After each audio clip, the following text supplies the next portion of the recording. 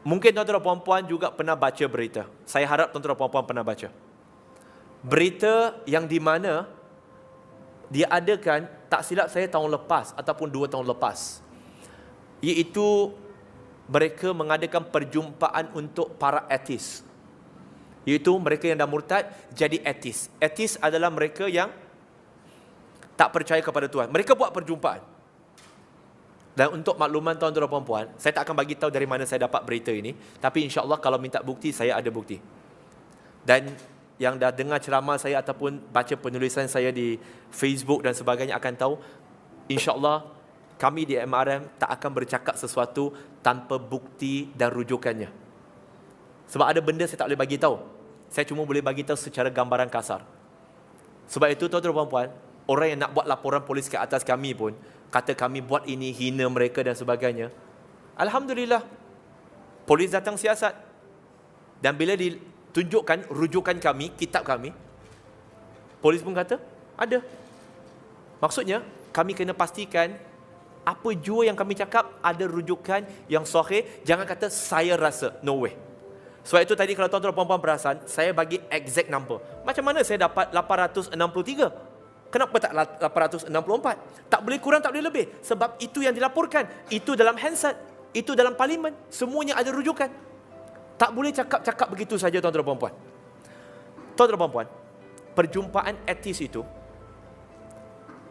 majoriti yang berada di dalam perjumpaan etis itu bukan Cina, bukan India. Majoriti yang berada dalam perhimpunan etis itu adalah Melayu. Adalah Melayu. Melayu yang macam mana tuan-tuan dan puan-puan? Melayu yang kalau dia pang tu mungkin lain macam. Tapi yang ini berhijab, bernikab. Okey? Berhijab dan bernikab. Itu yang lebih risau. Sebab kalau dia terang-terang bagi tahu kepada kita, dia ada masalah, ayah, ibu. Saya rasa macam ada soalan lah, saya tak dapat jawapan yang tepat tentang ini dalam Islam. At least kita tahu dia ada masalah. Masalah yang jauh lebih besar, yang susah kita nak detect ialah apa? Ialah dia di depan kita dan di luar tuan-tuan dan puan-puan, dia nampak seperti Muslim seperti kita. Tetapi dalamnya, nauzubillah. Sehingga kan tuan-tuan dan puan-puan, mereka murtad bukan setakat jadi ateis. Ada yang jadi Kristian. Tetapi ada, saya tak nafikan, ada. Tetapi tuan-tuan dan puan-puan, muslimin dan muslimat, sehingga dalam satu majalah Kristian, iaitu Christianity Today, mereka memberikan cara dan memberikan idea how a Muslim, how to worship Jesus inside a mosque. Mereka bagi idea. Dan itu kajian misiologi kami. Mereka bagi idea macam mana untuk seorang Muslim menyembah Jesus, nauzubillah, dalam masjid. Iaitu tetapkan terus berkopiah, tetapkan pakai baju Melayu, tetapkan pakai pakaian tradisional. Kalau yang berhijab, teruskan berhijab, no problem. Tetapi kalau nak pakai cross, silakan pakai. Kalau tak nak pakai, tak apa. Yang penting, waktu kamu sujud itu, kamu tahu itikad kamu bukan sembah pada Allah, mereka kata. Kamu sembah pada Jesus. Tuan-tuan dan puan-puan, ini dipanggil sebagai cara contextualizations. Yang pertama tadi, informasi. Kedua, missionary. Tuan-tuan dan puan-puan, muslimin dan muslimat, orang kata, orang Islam ni takutlah, nampak salib takut, nampak salib takut. Saya akan kata, saya nampak salib saya tak takut. Dan majoriti orang Islam tak takut. Yang kadang-kala ada orang bising sebab ada salib dan sebagainya, bukan sebab dia takut salib. Tapi sebab itu telah melanggar, adakah itu dibina mengikut peraturan yang ditetapkan oleh pihak berkuasa tempatan. Itu je. Mana takut? Tuan-tuan dan puan-puan, kita ada tulis campur tak dalam sekolah? Matematik, T. Itu pun salib, takut tak? Tak takut. Ada tengok Ultraman tak adik-adik? Macam ni. Tak takut pun? Tak takut. Tetapi tuan-tuan dan puan-puan, muslimin dan muslimat, missionary buat kerja mereka. Dan saya secara jujur, saya bukan memihak kepada mereka, tetapi saya minta tuan-tuan dan puan-puan berfikiran objektif sikit. Iaitu, saya memuji orang Kristian yang melakukan kerja missionary. Jangan salah faham. Saya bukan puji kekufuran mereka dan saya bukan mengiktiraf kekufuran mereka. Tidak. Tetapi yang saya maksudkan tuan-tuan dan puan-puan, saya puji usaha mereka untuk menyebarkan agama mereka. Itu saya puji. Saya kena objektif. Tuan-tuan dan puan-puan, saya tak, honestly speaking, bila missionary Kristian datang ke pejabat kami, hari itu pun ada missionary Kristian datang ke pejabat kami. Selepas kami buat pendedahan tentang gerakan mereka, datang berhujah berjam-jam. Saya pun ada missionary Kristian dari Amerika, 4 jam duduk di ofis saya, berborak. Sebelah kami dulunya gereja. Sekarang tak tahu ada lagi ke tak lah. Sebab macam dah pindah dah. Tuan-tuan dan puan-puan, kenapa saya puji mereka? Dan sesuatu, benda ini tuan-tuan dan puan-puan kena tahu. Saya puji mereka, kebiasaannya saya jumpa mereka, saya akan kata, you are a nice person. You are a nice guy. You are a good Christian. Dia ingat, dia nak puji aku ni, nak pancing aku masuk Islam lah tu. Saya kata, no, I praise you that you are a good Christian for one simple reason. You become a Christian or you remain as a Christian because you believe Christianity is the truth. And you believe that Jesus died on the cross for you. And therefore, to save other human beings from hellfire, you go out and preach the gospel. Am I right? Dia kata, yes. So therefore, you are good Christian. You want to save people from hellfire that you believe is the truth. Dan saya kata dengan dia, and you know what? I aspire and I want to be a good Muslim. And to be a good Muslim, it is not enough for me to pray 5 times a day. But to be a good Muslim, which I believe Islam is the truth, I have to do what you are doing now, which is to preach and hopefully, insyaAllah, with the power of God, with the permission of God, that you will become Muslim. Maksudnya sama-sama buat kerja. Tuan-tuan dan puan-puan muslimin dan muslimat, saya minta kita keluarkan diri daripada ketaksupan politik. Jangan cuba mempolitikkan setiap segala isu. Saya tak boleh terima kalau orang kata, tengoklah kerajaan baru, ini keluar. Tak, benda ini kerajaan lama pun dah ada.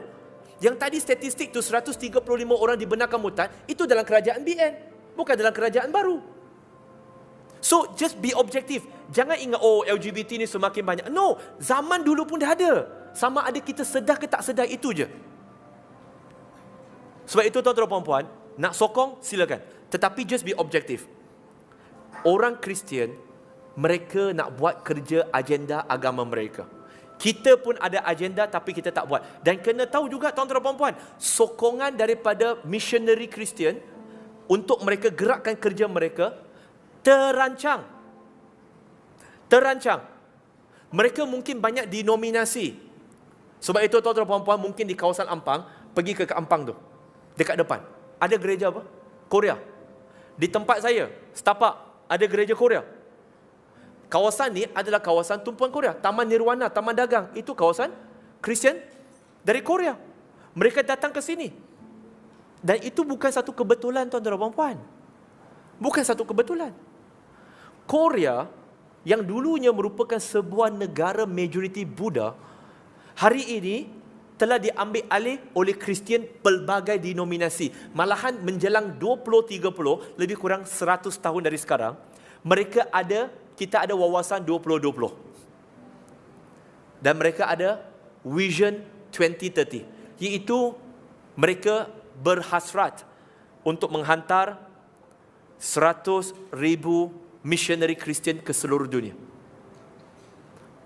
Well funded. Tuan-tuan dan puan-puan pernah dengar Jehovah Witnesses? Pernah. Tuan-tuan dan puan-puan, Jehovah Witnesses, dia ada banyak publication. Saya kongsikan 2 ni je. Majalah The Awake. Majalah The Awake, mereka dah terjemah ke lebih 80 buah bahasa dan mereka mengedarkannya ke 200 lebih buah negara, dan setiap cetakan mereka penuh color, size A4, mereka print 41 juta naskah dan diedarkan secara percuma. Majalah The Watchtower, milik Jehovah Witnesses juga. Mereka terjemahkan ke dalam tidak kurang 196 buah bahasa, 200 lebih buah negara, dan setiap cetakannya 42 juta naskah juga diedarkan secara percuma. Saya di Hong Kong. Siapa pernah pergi Hong Kong mungkin tahu. Hong Kong, kita ada MRT, kat sana dia panggil MTR. Dia punya substation tu. Saya keluar saja, Bayangkan, saya keluar dalam terowong lagi tu. Sini Kristian, sana pun Kristian. Yang ini Jehovah Witnesses, yang tu Protestan. Yang Protestan hantam Jehovah Witnesses, Jehovah Witnesses hantam dia. Bila saya bercakap dengan Jehovah Witnesses, yang kat sana pula dia bagi khutbah, jangan tertarik hanya kerana perempuan tu cantik. Saya sini ada kebenaran. Bila saya pergi, sini pula hantam kat situ. Saya keluar dari terowong, 4-5 lagi booth Jehovah Witnesses ada kat luar. Itu di Hong Kong. Di Hong Kong, di depan Masjid Kowloon, Christian missionary. Mereka pacak banting mereka. Buat apa? Buat street dakwah macam kita.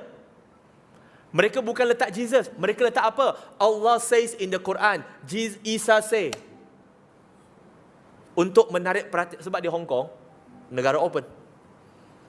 Dan tuan-tuan dan puan-puan, Jehovah Witnesses, mereka ada website. Website mereka, kalau saya bagi tahu, memang tuan-tuan dan puan-puan, wow. Di tempat yang ketiga, website yang paling banyak terjemahan bahasa ialah Apple dengan 129 buah bahasa. Kedua, Google 143. Yang paling tinggi siapa? Website Jehovah Witnesses.